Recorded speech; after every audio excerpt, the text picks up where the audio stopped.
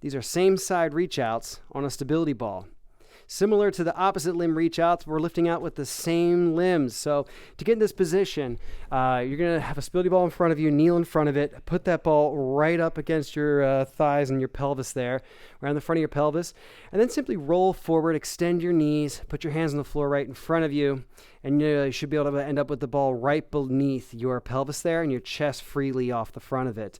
Now, you don't want to let your chest sort of flop down here. Hold that chest up. Keep your back up nice and straight. And if you need to, do that chin tuck to be able to keep your neck back in line with the rest of your spine as well. Shoulders are going to be engaged back and down towards your back pockets there.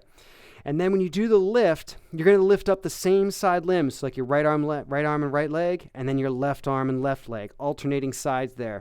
And you'll notice as you do this lift, the ball might want to roll around in one direction or the other. The goal is to keep yourself totally stable.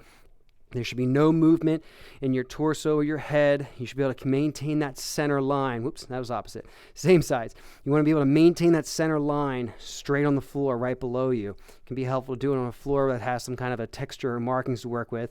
And you want to keep your focal point right below you, right below your eyes, and hold that point. There should be no shifting left or right, back and forth there.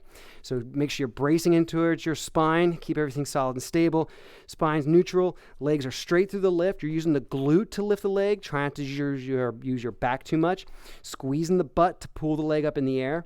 And squeezing that shoulder blade back and down towards your back pocket to bring it up in the air. You can do this with your palm down, or you can do it with your palm in. If you're not sure what to do, I say default to your palm in, so thumb up. That's going to be a little bit safer on the shoulder there, especially if you're working around some kind of an injury. If you've been told otherwise, you can do it with your palm down as well. But these are your same side reach outs on a stability ball.